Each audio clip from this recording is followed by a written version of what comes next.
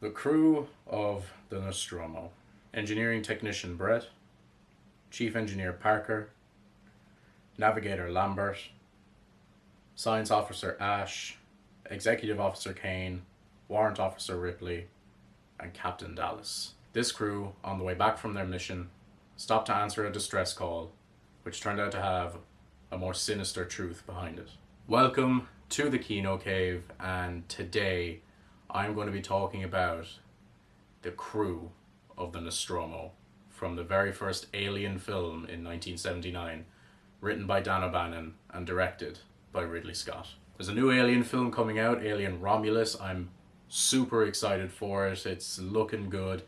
I really hope that Fede Alvarez knocks it out of the park with this one. I couldn't be more excited for this film, and I wanted to bring you guys some Alien content leading up to it because I love the original Alien. It's one of my top 5 favorite films of all time.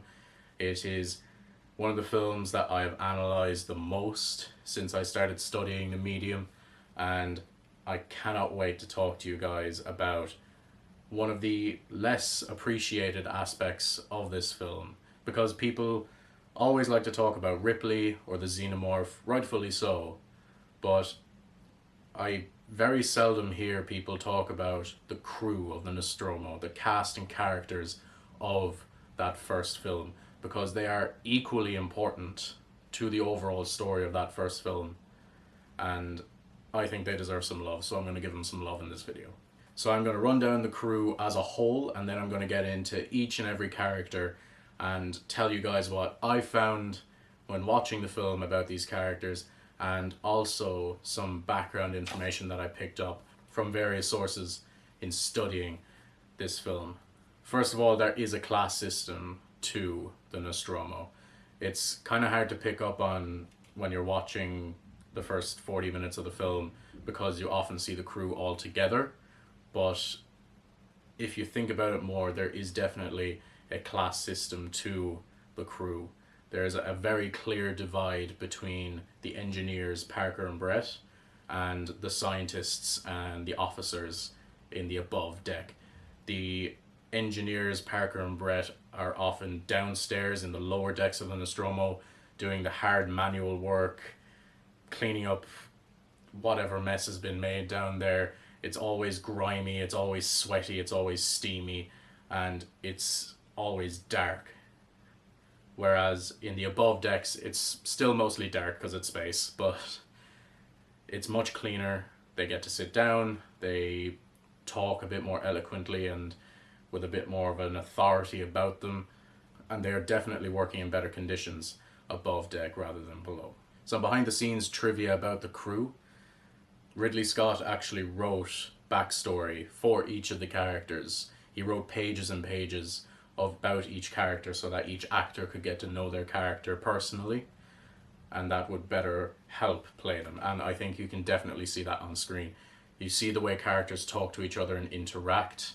You can see their attitudes toward each other. These feel like people, they feel like real people who have lived lives, and they also feel like people who have lived and worked together for the last however many months or years it's been.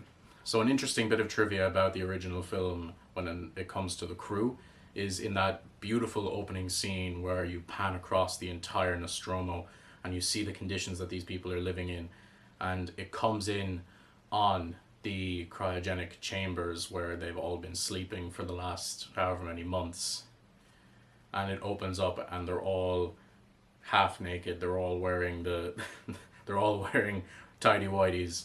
Originally, Ridley Scott wanted every single character to be completely naked to reinforce the metaphor that they're being birthed out of the Nostromo, and they're birthed into this completely sterilized and stark white clean environment, as opposed to the much more organic birth of the xenomorph later on in the film.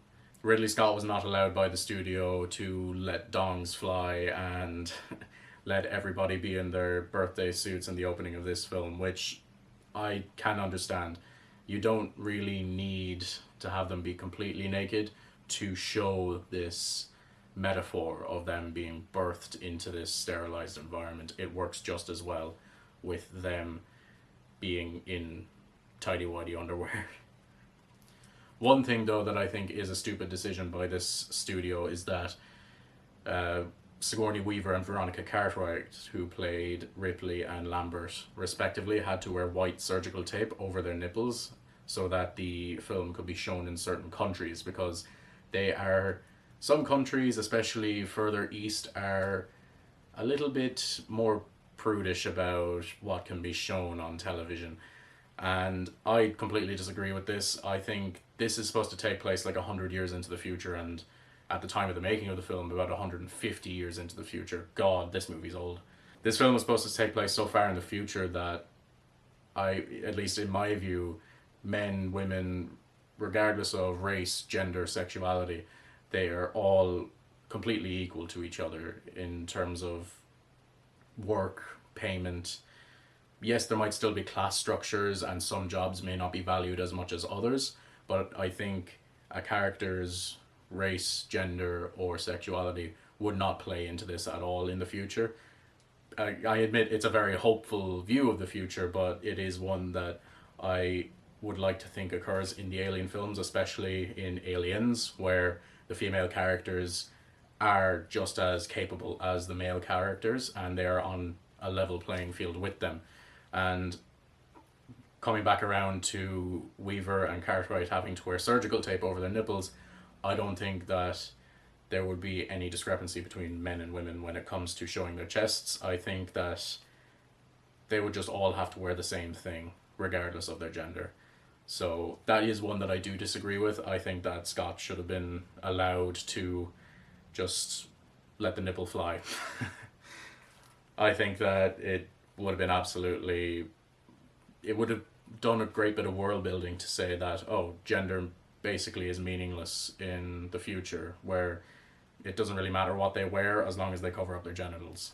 So that is most of my notes on the crew of the Nostromo as a whole. A little bit of trivia and just my view of the way the crew comes together. I'm going to tap into it a little bit as I go over each individual character, but from now on I'm getting into each character, getting in depth on the analysis of these characters and what they represent in the film, and also different kind of metaphors that can be applied to them, and little bits of trivia that I found really interesting and I hope you'll find interesting too. The first character, Kane, played by John Hurt. Now, unfortunately, Kane serves largely as a metaphor for the male sexual assault allegory that is ever present in these films. Yeah, John Hurt doesn't really get much analysis and there's not too much depth to him. He's literally a vehicle for the xenomorph to manifest itself. He's not really in the film enough or he's not really conscious in the film enough to have much meaning applied to him. He is the first to wake up, which I think is really interesting. First to wake up, first to die, I guess, and you do follow him for right up until he gets facehuggered, which I think adds to the interesting aspect of the story where it's constantly switching main characters. I'll get into that more in another video specifically about the screenplay and the story. However, I would not say that Kane doesn't need to be in the movie. Obviously he does, because he is what brings the alien to these people.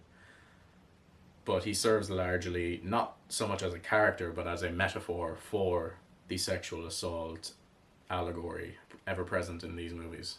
One thing that I did find interesting specifically about John Hurt's portrayal of Kane, though, is that he is portrayed with a scientific curiosity, especially when he is investigating the eggs. And just it's kind of funny. Ridley Scott once said in when he was making Alien Covenant that no one would stick their head over an egg, but John Hurt did it. And while I think to an extent that could be true, when you have no idea what this thing is, you'd want to have a look. I think a lot of people would. And I do appreciate that Kane has this sort of curiosity, but what I think is really interesting is that he has a sense of naivety where he sees all these horrifying looking things, these slimy, gross eggs, and he puts his fucking head like right over them, and then it opens up and he kind of jumps back and he sticks his head in again. I think that naivety is very interesting, and I think it could be sort of equated to the naivety of a lot of young women when they're first entering adult social circles, because they don't really know how it works and they have very little knowledge of how dangerous men can be. This again adds to the allegory of Alien being about sexual assault. And I think, once again, flipping gender roles on its head, John Hurt playing Kane with this sort of naivety about not seeing the eggs as inherently dangerous, and even when he wakes up after being face hugged, he still thinks that he's fine, aside from being extremely uncomfortable. He doesn't instantly want a checkup and want an x-ray to see if that facehugger did anything to him. I think it can be related to a lot of stories of women who are get their drinks spiked when they're on nights out, or they meet men who seem nice at first and then turn out to be not so, which is unfortunately extremely common in the world we live in today. And so it is an unfortunate thing, but it's a thing that I think Alien does really well in being allegorical of. I love that Kane is played with this naivety. It does seem that John Hurt really did understand what Dan O'Bannon was coming from with that. Moving on to the next character, Brett, played by Harry Dean Stanton. Right. So Brett is easily the funniest character in this movie, if nothing else for the fact that everything he just answers with the word right. And I have seen the movie like fucking 10 times. It is hilarious every single time, but it is also very interesting, which I will get to in just a moment.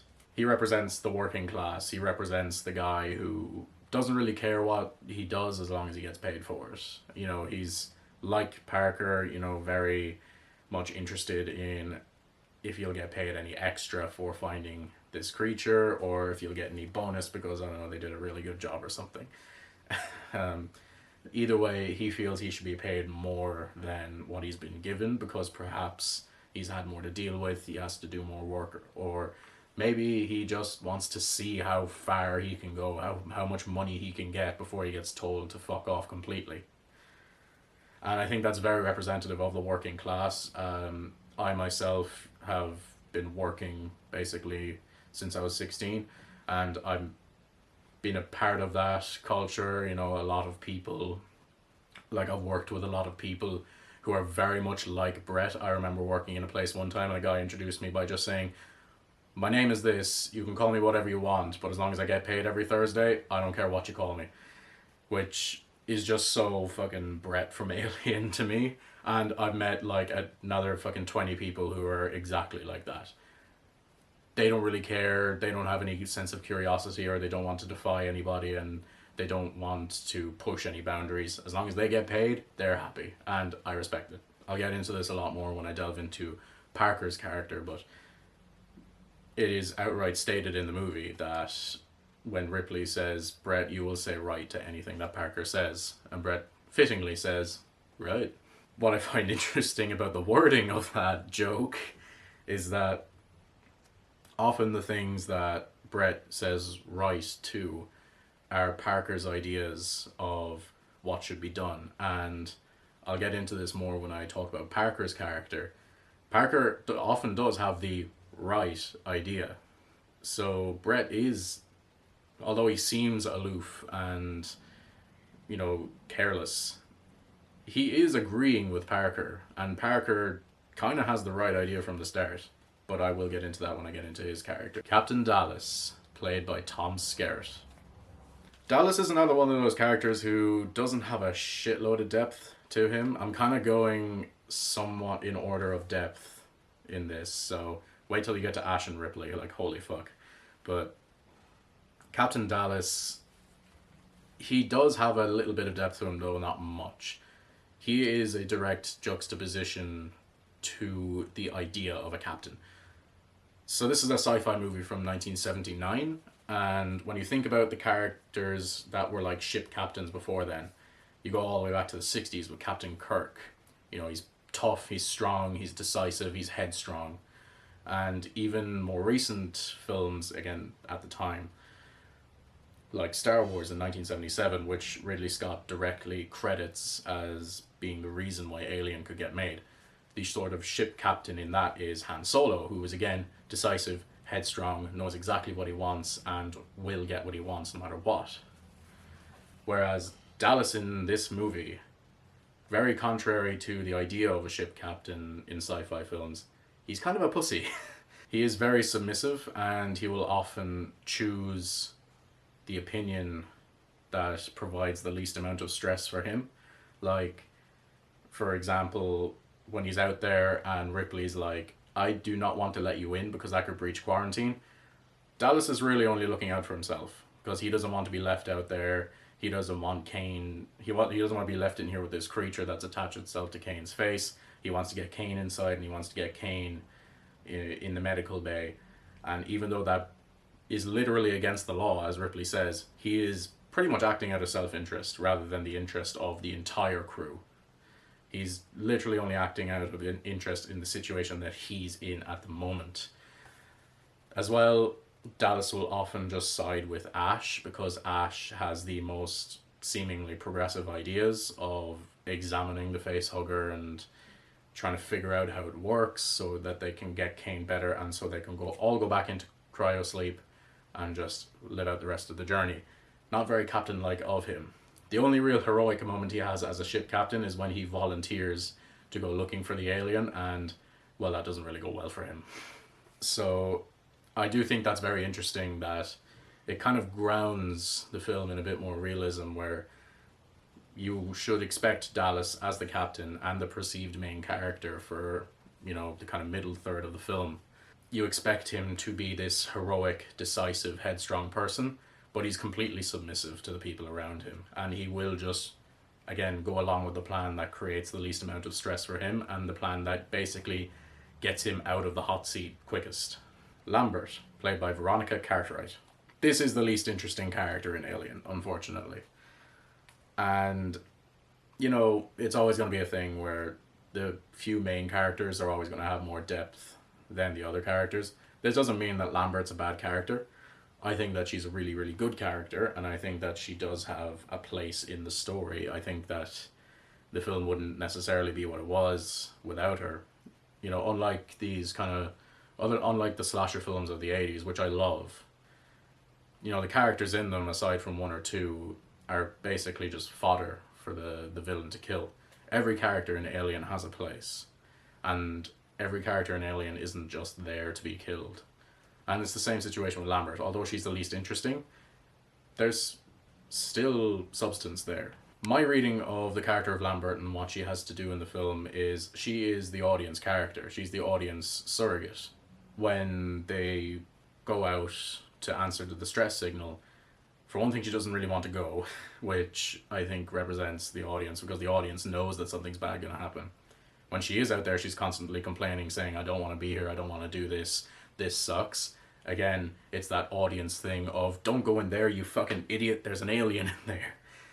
And then when the alien shit happens, she literally just wants to jump in a pod and escape, which is what the audience would also be saying, is just fucking get out of there, don't stay here with the alien. And lastly, when it gets to the really high stress situations, she basically just cries and is completely, the fight or flight kicks in, and she chooses flight pretty much always. And she's fucking terrified, which is, again, what most of the audience would be feeling in this situation. She is there to ground the film, so you don't just have your action heroes like Ripley, who do step up and have to be this unreal kind of headstrong, decisive person.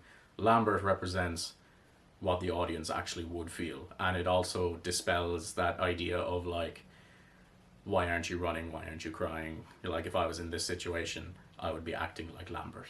A couple of bits of trivia. There was supposed to be at one point a lesbian relationship between Ripley and Lambert, and it was scrapped ultimately. I think that's just one of those ideas that you throw out into the room, and it's not even fully formed yet. I like the idea that none of these characters are dating or in a relationship. I'll get into that more when I discuss Ripley. But yeah, a lesbian relationship has no place in the narrative of Alien, so there's no real need for it. it can exist in other Alien films, maybe, if it has something to do with the narrative or the story or the main character, but being in a relationship has absolutely no narrative place in this film.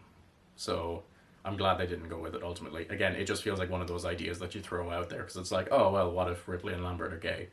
And it's like, well, no, because it takes away from what the film's actually about. Something that is cool and I don't think is mentioned in the original film but has since become canon is that Lambert is canonically transgender. I think it's in Aliens when it was first brought up, and it has been folded into the canon more recently that she was born a man and at some point transitioned to a woman.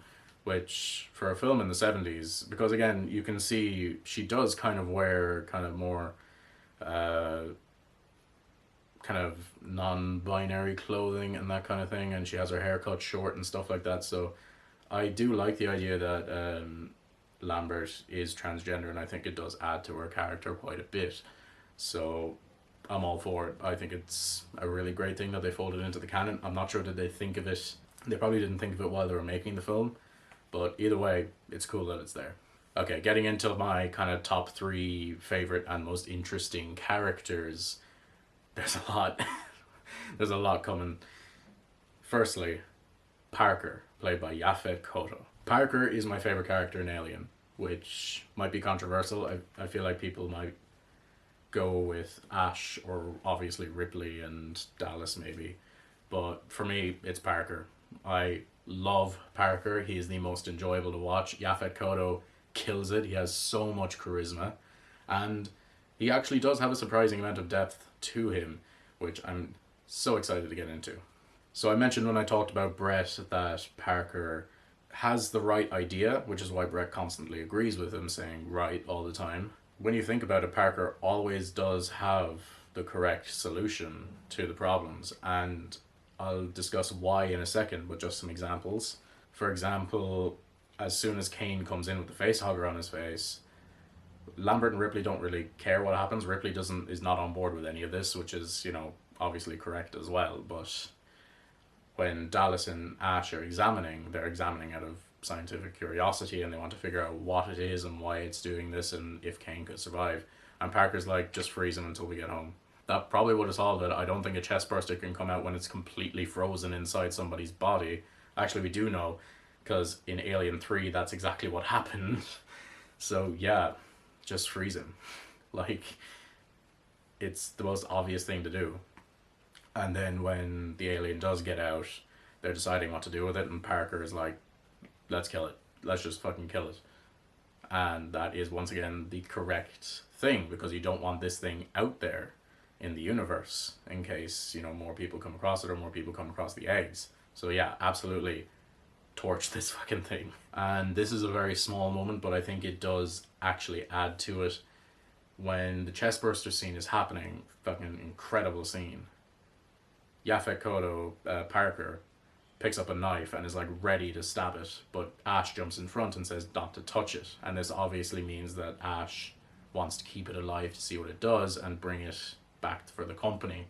But Ash was ready, or not Ash, Parker was ready to just stab it to death right then and there. Could have saved a lot of grief, because I know, okay, acid blood and stuff, but Kane's already dead, so it doesn't matter if he gets acid blood on him. And depending on how much it sprays out, you might come back from that, like, as long as it doesn't go fucking everywhere. So again, Parker has the right idea, but because he's working class, he is below the science officers and things like that. He doesn't get to, nobody really pays attention to him, and everybody goes against what he wants to do.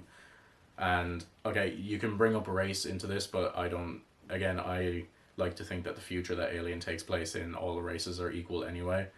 So you could read into it that it's because he's black, but when Brett is actually below him on the ladder, I think that it has nothing to do with race, it's all to do with class.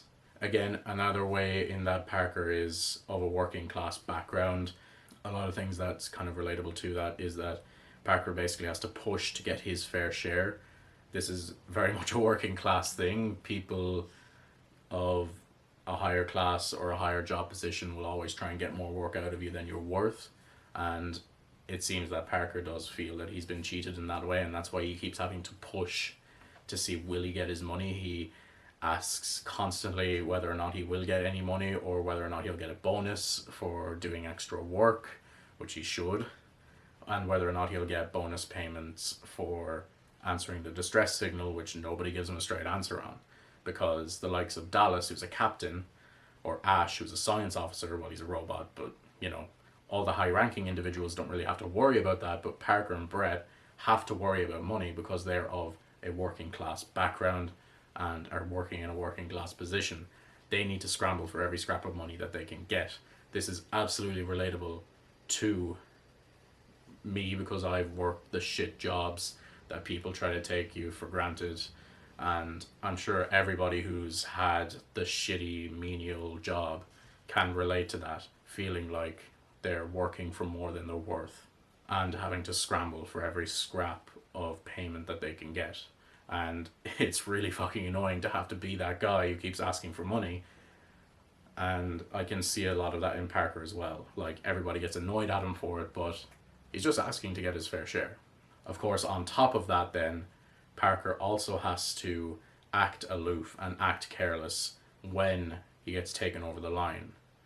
When Dallas finally loses his shit with Parker and asks him basically to shut the fuck up, Parker completely turns it off and acts all, you know, comedy and aloof and like it doesn't really matter that much anyway. Which, again, is reflective of that idea that you have to act like you don't actually care that much, because if you keep being annoying about it, you could lose your job and your livelihood, and no one will ever hire you again. So you have to act like it doesn't actually matter that much. Very, very fascinating stuff. Another great way that makes Parker one of the most admirable characters... Admirable? Yeah, admirable. Something that makes him one of the most admirable characters in Alien is that he has a lack of ambition and curiosity, which actually works in his favor. He's not a scientist, he's not a captain, he's not any, you know, high achieving kind of a guy, he's not an overachiever. He just wants to work for his money, and he wants to do it quietly and safely. He doesn't have the same curiosity that the likes of Kane or Ash would have when encountering the alien. He just doesn't want to be involved. He doesn't have this ambitious side to him that needs to understand this thing. He just wants to get rid of it as fast as possible so he can go back to his life. And again, that's absolutely the correct thing to do, and it's what Ripley has to end up doing later on, and it's also what Ripley has to convince people in later films of as the franchise goes on. So Parker is 100% in the right basically this entire movie until he unfortunately gets killed because the alien just finds him. Little bits of trivia about Yaphet Kotto and how he played Parker. He was told by Ridley Scott to actually be really annoying to Sigourney Weaver to create that relationship on camera. Parker's more comedic and aloof side would annoy Ripley, who's very self-serious. Unfortunately, this was much to Yaphet Kotto's regret, because he actually really liked Sigourney Weaver and wanted to be friends with her, but because he had to keep annoying her off set, it kind of created a strained relationship, and he did find it very unfortunate that he couldn't actually be friends with Sigourney, because apparently he did really enjoy being around her. So that's very sad. I'd hate to be told, yeah, you have to be a real prick to this person, but I like this person, but you have to be a prick to them for the movie. Another interesting and kind of fucking crazy bit about Yaphet Kotto's performance is that in the chest bursting scene, when Yaphet Kotto came home that day, he locked himself in his room and refused to speak to his wife for hours because he was so freaked out by what happened in that scene. And you know what, I'll briefly touch on this for a second. Yes, the cast of Alien did know what was going to happen in the chest bursting scene. They just didn't know that it was going to be that insane. They hadn't seen what the prop was like. They just knew that Kane was going to lie on the table and a thing was going to come out of his chest. They didn't know what it looked like, and they did not realize that there was going to be so much blood. So their reactions are half genuine. because they were genuinely freaked out by what they saw, but they knew what was going to happen. On to our second last character in the film, Ash, played by Ian Holm. So for me, Ash is the most interesting character in Alien, personally. My reading of Ash in the film is that as an android, he wishes to understand human emotions and urges, specifically male urges. I think he was programmed to feel these things, but because he's an android and didn't have to grow up and live through childhood and adolescence, he's just been given this information of this is who you are. He doesn't understand that, and he's trying desperately to figure it out throughout his very short life. This is evident when he attempts to kill Ripley, and when he tries to sexually assault Ripley. If for any of you who can't quite remember the scene, he throws her down on her back, picks up a erotic magazine, rolls it up, and tries to shove it down Ripley's throat. He didn't have to kill her that way. There's way easier ways of doing it that would have worked better, but he chooses to do that. And you can see how frustrated he is doing it, not because it's a difficult act to do, but because he's very frustrated by the situation itself. A lot of this is Ash trying to sexually assault Ripley. This is obvious. This is something that everyone's commented on. My personal reading of it, I'm not saying this is a wholly unique perspective, but it's mine. My reading of this scene is that Ash does not understand the joy that men feel when they sexually assault women. I can relate to this. I don't understand the joy in it either. But he is trying to understand that. He knows that men sexually assault women all the time, but he can't understand what's joyful about that. So he desperately tries to do it, and he tries to feel that, but it doesn't really work out for him. And of course he doesn't get to finish anyway. He gets killed. Another pretty obvious thing about Ash is that he is the representation of the literal corporate drone working only in the interest of the company. And what I found very interesting in my most recent rewatch of the film is that Ash is in a position of healing. He's the science officer and basically the on-crew doctor. And I find it very interesting that the supposed healer, the one who can be trusted, and the one whose literal job it is to protect life at all costs, is literally like, nah, crew expendable. Fucking let the alien kill all of them, bring this fucking thing home. So I do love that idea that Ash is, his role on the crew is that of a healer, but he is actually the one with the least amount of respect for human life. I find that to be immensely cool. Ash also admires the alien. This is obvious because he says he admires the alien's purity. He calls it a survivor, a perfect organism, unclouded by conscience or remorse or morality. I'm basically just reciting the scene at this point because I love it so much. I will make a video just on that scene because it's my favorite scene in the film, but today we're just focusing on character. I think I think that Ash admires the alien so much because the alien is this unfeeling, mindless drone, or at least he's perceived that way. We don't know what the alien's thinking. That's what I choose to believe. Forget Alien Covenant. We don't know what the alien is thinking, but from Ash's perspective, it is this unfeeling, mindless drone that just does its duty, and that's it. But Ash, because he's been programmed to be like a human, wishes he could be that mindless and unclouded by feelings and emotions and urges. So this adds to my idea that he's desperately trying to understand human emotions, but can't. That's why he loves the alien so much, and that's why he admires it so much, because he wishes he could be like that. Another great idea about Ash, which is not my original one, it's from a documentary called Memory, The Origins of Alien. But I do love it, so that's why I included it in this video, is that Ash has been programmed to think like a man. So he has been programmed with the inherent male ideas of misogyny and the idea that a man's place is above women and that he has more authority over them just because of what's going on downstairs and all this bullshit that isn't true. I know I like to think that the alien universe is one where the genders are equal, but I think that there's still this idea, this at that time, like at the time of the Alien movie, there's still these ideas are still present. They're just not as present as they are right now. So Ash has been programmed with this inherent misogyny and patriarchal ideas in him. This could definitely be related, I feel, to men who grow up in the world of 1979 and the world today. You know, no man is born misogynistic, no man is born with these feelings. It has to be taught to them.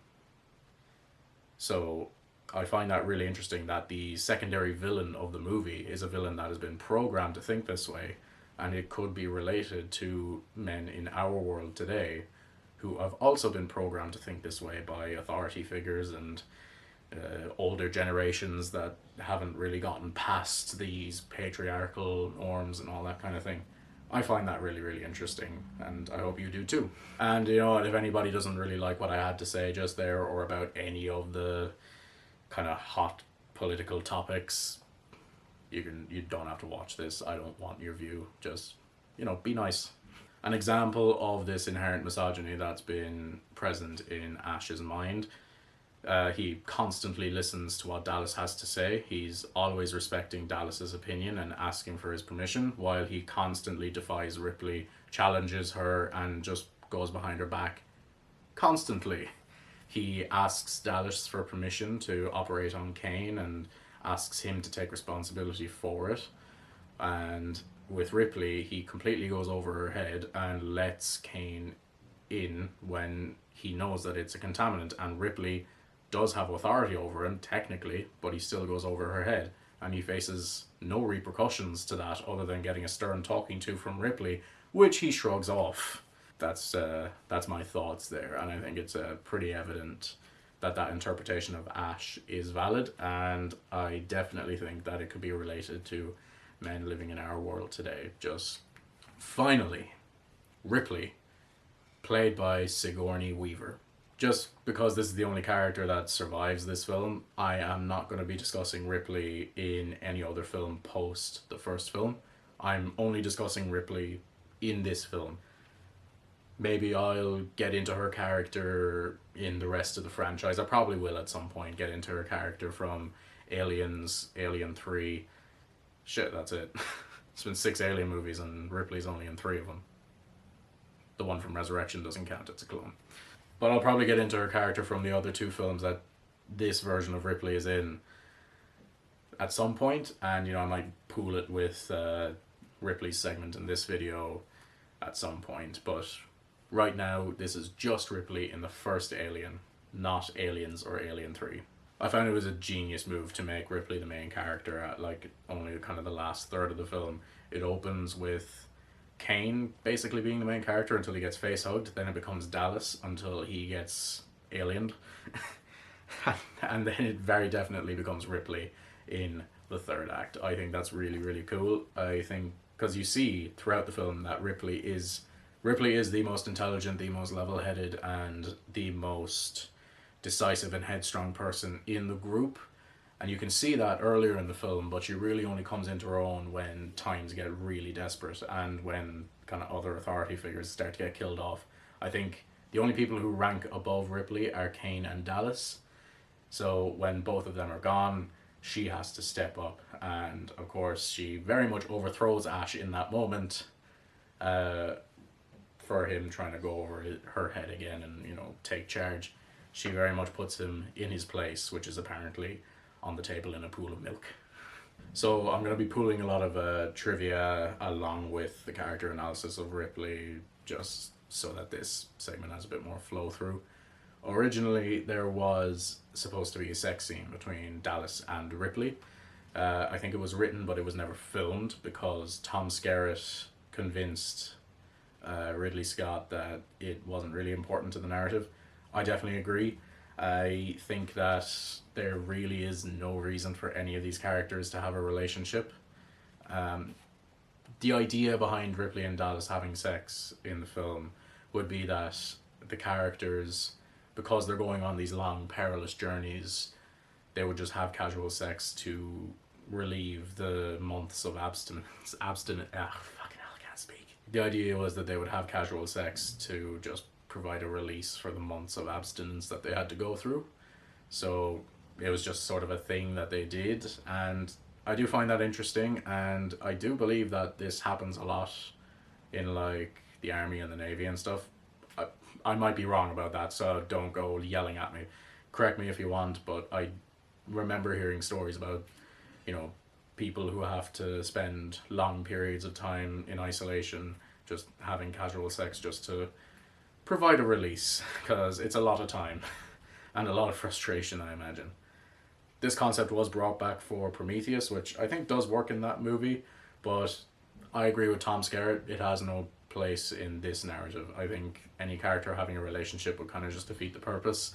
This is a film about assault. It's not really a romantic film. So yeah, absolutely scrap any form of relationship between any of the characters in this film. I must say though, it kind of does give off the vibe that Tom Skerritt just didn't want to do a sex scene with Sigourney Weaver.